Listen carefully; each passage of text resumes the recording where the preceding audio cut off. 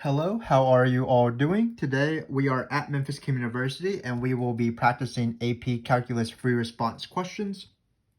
Today we're going to be doing difficulty 3 of 10 of our Area and Volume playlist. So 3 of 10.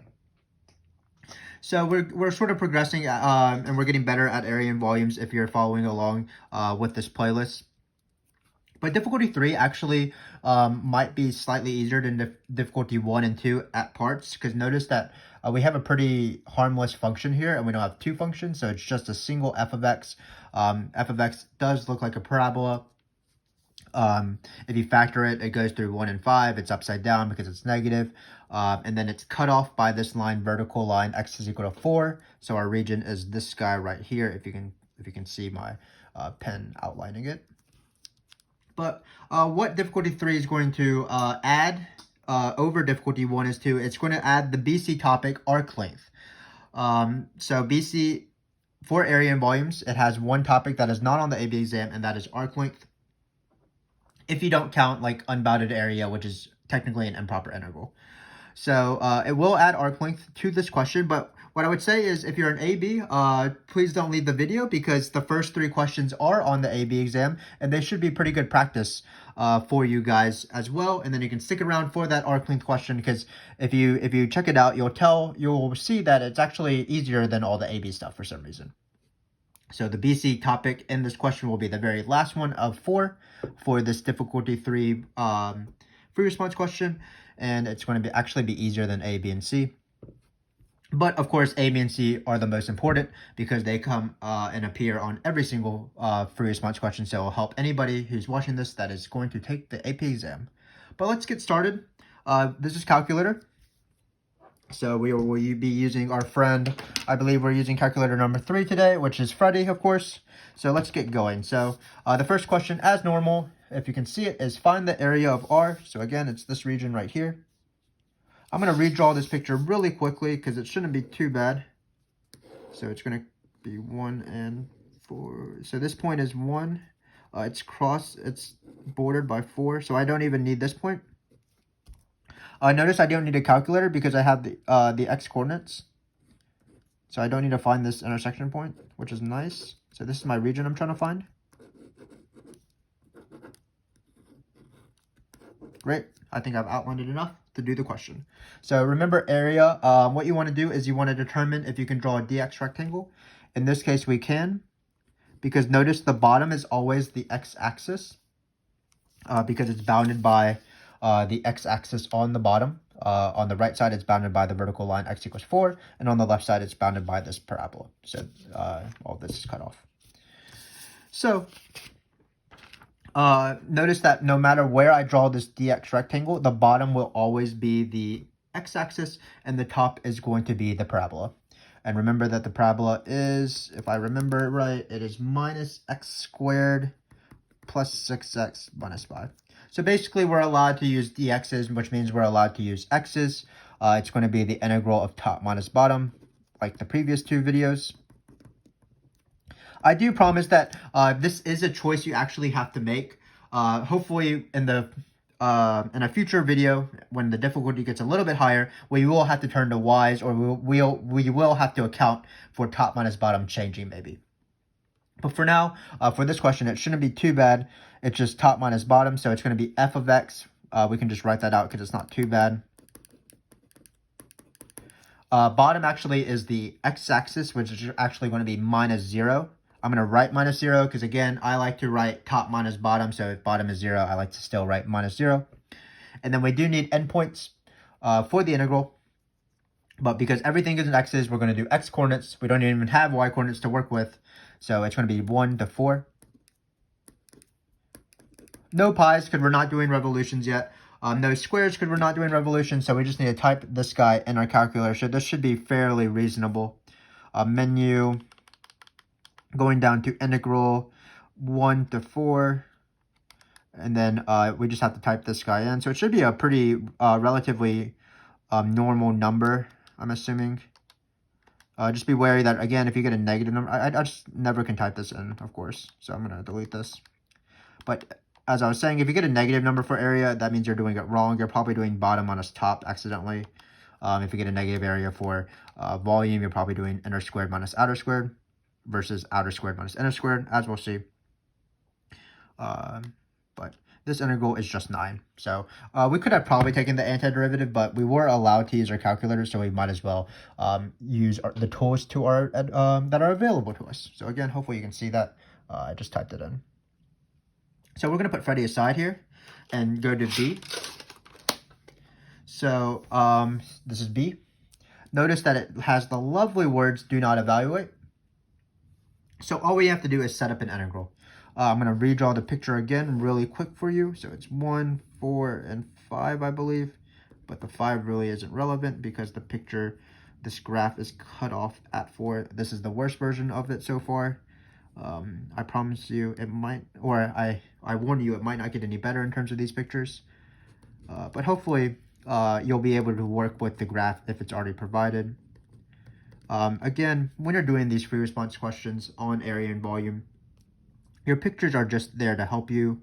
You can get everything perfectly right, even if your pictures are as bad as mine. And again, I don't like to draw the 3D pictures if you've been watching the series, because I cannot draw even the 2D pictures. And you don't need the 3D pictures to finish these questions. So let's do this. So remember that with the not cross sections, with the rotation questions or the revolution questions, let me autofocus my phone. That might be useful. So with the rotation questions, what you want to do is you want to locate the rotation axis. That is very important. And in this case, it's the x-axis. So usually in this question, there will be a space between the x-axis and the region. But notice we're going to draw our dx rectangle. And again, the choice of dx rectangle is dependent on whether this axis is horizontal or vertical. You're always perpendicular to the rotation axis. So here our rotation axis is this way. So our dx rectangle is going to be this. If our axis was going to be this way, so if it was a vertical line, then our rectangle would be dy. So I'll just point that out real quick. So if this axis was somewhere over here, for example, we would draw a dy rectangle. That is not the case in this question, but that will appear later on and when the difficulty gets up for a later video. So we'll mark that out right for now. But notice in this question, unlike in difficulty 1 and 2, once we draw this rectangle, no matter where we draw it actually, notice that there's no space in between the rectangle, the dx rectangle, and the rotation axis. That means that we're not going to be dealing with a washer. We're actually just going to be dealing with a solid disc. And by disc, I mean a solid circle, not like a CD, for example. And why is that true? Well, when you rotate this around, there's no empty area like to fill the hole in the donut, the flat donut. So when we form this region, it's just going to be the sum of the areas of circles where the radius of each circle is given by this dx rectangle, if you can imagine that. So when we have a disk, we don't have to think about inner and outer or anything like that when we had to, when we were doing washers, like the inner radius and the outer radius, because there's only one single radius. And you can guess what the single radius is. Well, for area questions, it's top minus bottom. So this radius is, of course, top minus bottom because it is the same rectangle from up before. So this is going to be top minus bottom. So it's going to be negative x squared plus 6x minus 5. Again, I'm going to write minus 0 because I like to write top minus bottom. I'll put that in parentheses. I'll get rid of that parentheses. So this is my radius. So this is an easier question because we only have one radius. We don't have to think about how to deal with 2 radii, I guess is the Latin. Furthermore, just like with washers, once you have the radii, the outer and the inner, you're ready to set up the integral, and that's the case in this for disk as well. So it's going to be an integral, and basically this is our r. So this is the radius. The top minus bottom is the radius. So we're going to, like normal, sum the area of the shape. And the area of the shape is just pi r squared. So it's just going to be pi, and this is r. So r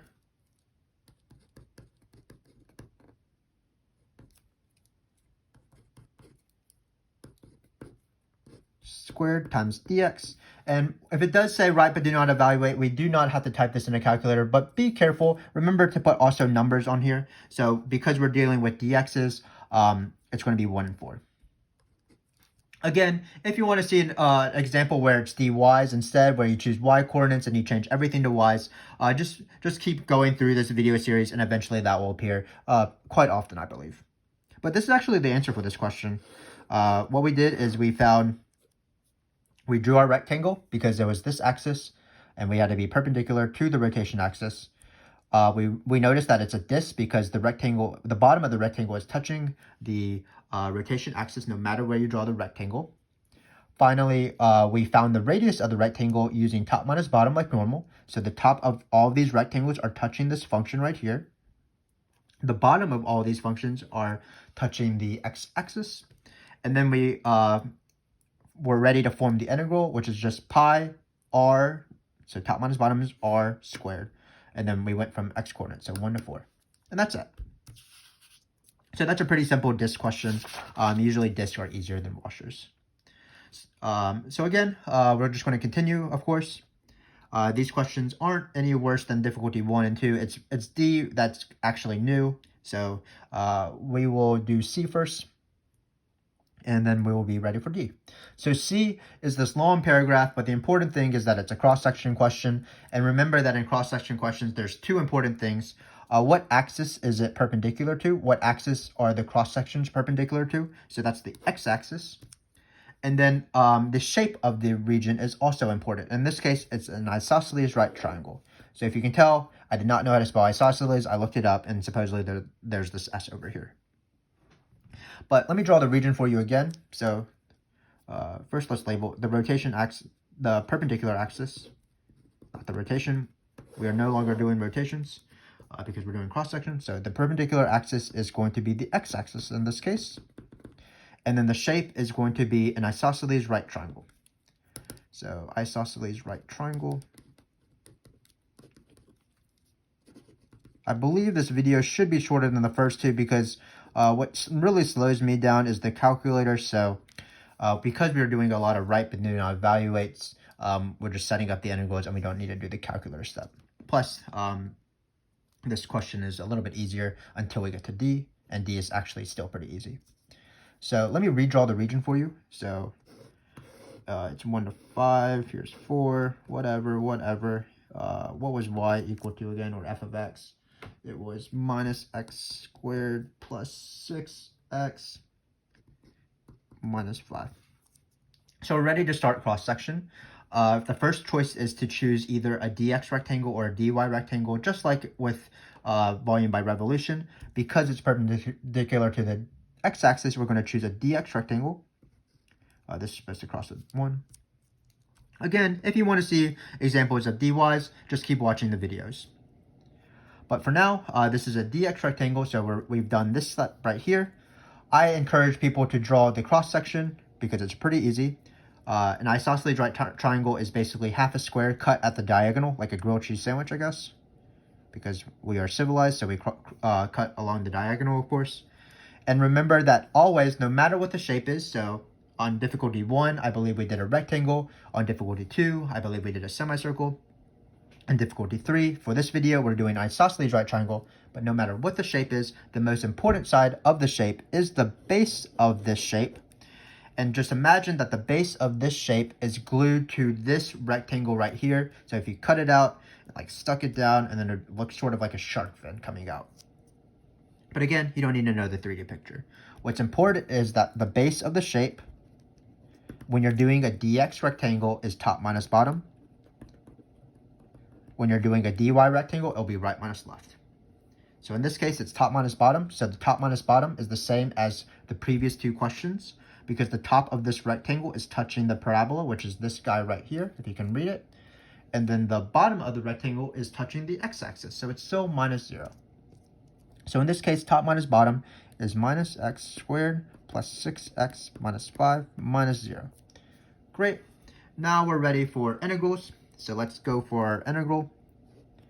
I'm going to write it in this little box right here. So this is the volume. We can write V for volume. And then remember that for cross sections, once you have the base, what you need to do is you need to integrate the area. So the area is going to be in here. So it's always going to be the integral of the area. And how do you determine the area? Well, you need to determine the area using the base. So you find the base always, and then using the base, you should be able to find the area of the shape. So for example, if this were a square, this would be this thing squared, and so on. So in this case, we have an isosceles right triangle.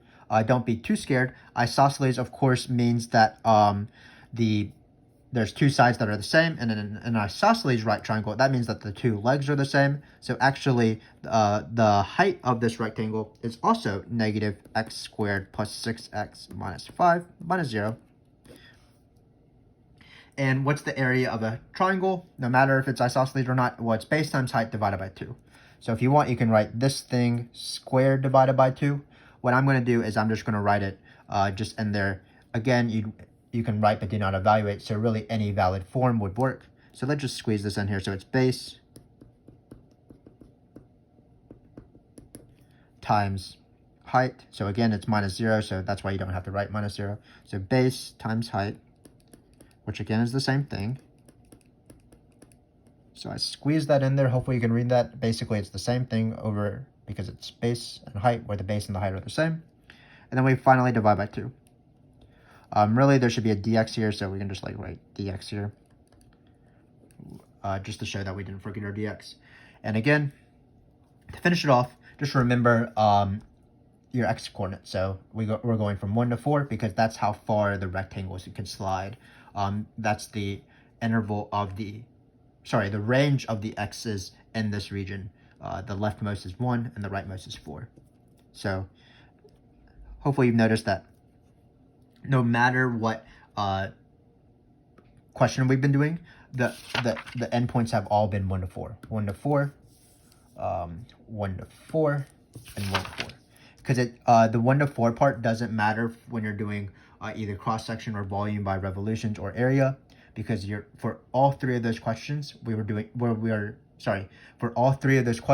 dealing with x's, which means that we would just put on the integral the range of the x's.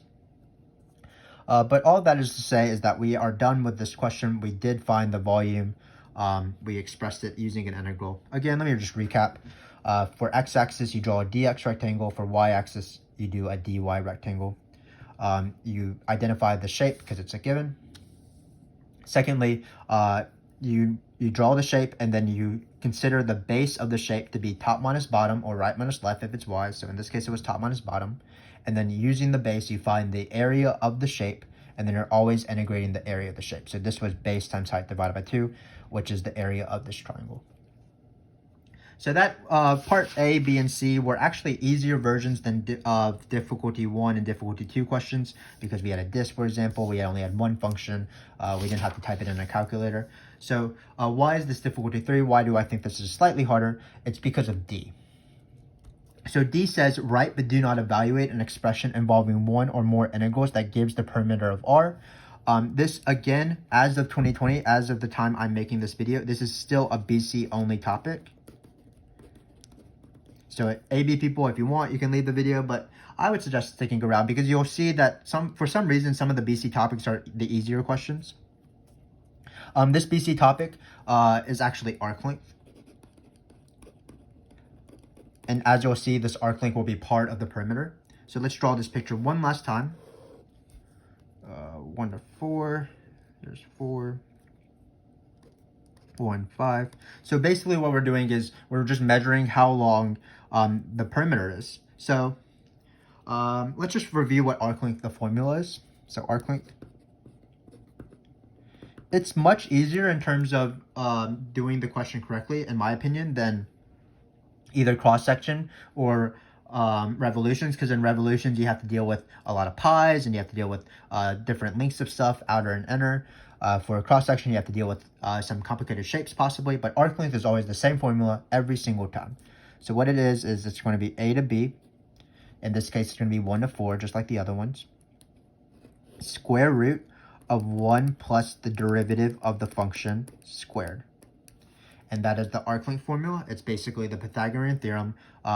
summed up to form an entire arc length. So let's apply that in this question right here. So as you remember, y is equal to minus x squared plus 6x minus 5. So we're going to apply the arc length formula into this question for the purposes to answer it. So let's do that real quick. So again, we're going to go 1 to 4 because we're doing x coordinates. Remember a square root. We'll write the x there. And then it'll be 1 plus, and then this derivative is easy enough where I can just eyeball what the derivative is. It's going to be minus 2x plus 6 using power rule, of course. And just remember that the formula is squared. So let's think about what this actually represents. This is the arc length of this function from 1 to 4. So this is actually not the perimeter. What this is this side right here that I'm bolding. But notice that to find the perimeter of this region, we have to add this side and this side. So what I say is when you have the perimeter of this, just identify how many sides you have. So in this case, we have technically 3 sides. We already did this side. That's given by the arc length. And then we have this horizontal side, and then we have this vertical side. If you have horizontal and vertical lengths, what you want to do is you want to not have an integral formula. You just want to count how long it is because you'll be able to just see what it is. So for example, let's take this horizontal side first. So we want to find what the length of this is. Well, notice it's only from 1 to 4, so it's going to be 3. So that length is pretty easy. I don't need to come up with an integral formula for it. It's just going to be the difference between these x's. Think of this as a ruler, basically. It's the same idea right here. So again, I don't need a integral formula for this vertical side. All I need to do is actually find the y-coordinate of this vertical side. So it's going to be something 4 comma something. And if I find the y-coordinate, by definition, the y-coordinate will be how long this side is, and then I'll add it to the integral. I don't have to evaluate it, so I'll be done. So some students get confused a little bit on how to find the y-coordinate. What they really want to do is they want to use their calculator to find the intersection between this parabola and this line. The problem is that this line is a vertical line, so they have trouble typing it into the calculator because it's of the form x is equal to 4, where in the calculator, it requires you to have a function of the form y is equal.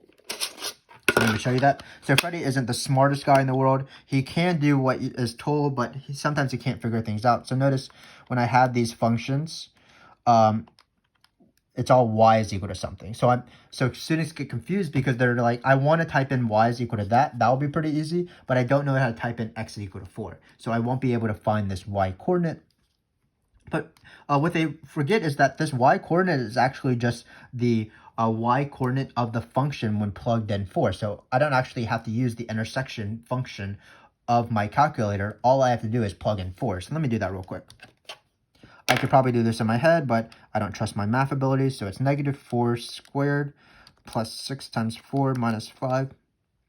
I can never type these exponents for some reason. Let me try again. It's going to be negative 4 squared. Hopefully you can read that. I'm going to move outside the exponent. Plus 6 times 4 minus 5. And it's 3.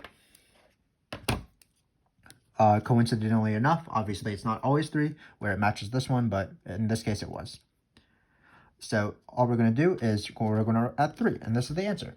So again, to find perimeter, what you want to do is you want to break it up into different sides.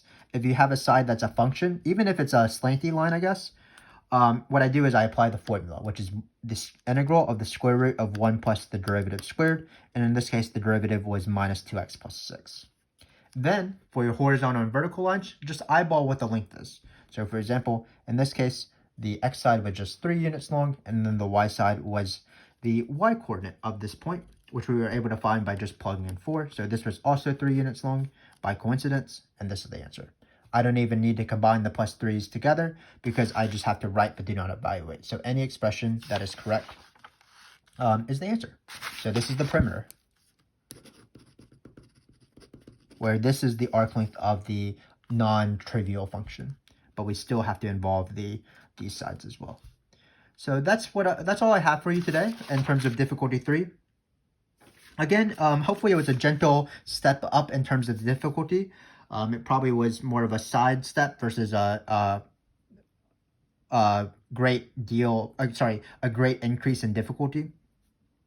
Really, the only new thing, besides doing a disk instead of a washer, which is easier, and maybe an isosceles right triangle, was this perimeter question, which is only a BC topic. But hopefully, even if you watched this video as an AB student, you're thinking, well, why isn't this on my exam? This is the easiest question. I just have to remember this formula. So we will hopefully crank up the difficulty of these videos and difficulty 4 when we stop using a calculator. So it'll be around this level, but we will have to take integrals by hand, and that's why difficulty 3 will go up to difficulty 4. But like usual, I'm hoping that this was beneficial to you in some way. If it was, please give us a like and a subscription to our channel. Keep in mind we have several calculus videos. We have 10 calculus videos by difficulty just on area and volume free responses, but we have several, for example, on particular area and volume topics like 2 videos on volume by revolution, 2 videos on volume by cross-section, 2 videos on arc length. So, and then a few videos just on review. So we would appreciate if you watch those videos. We do feel that they are useful and that they will help you if you are struggling with any of these topics. But for now, I am going to go eat dinner, I believe. I think it's going to be ribs, and I'm pretty excited for that. So I'm going to sign off. Thank you very much for joining me. Until next time.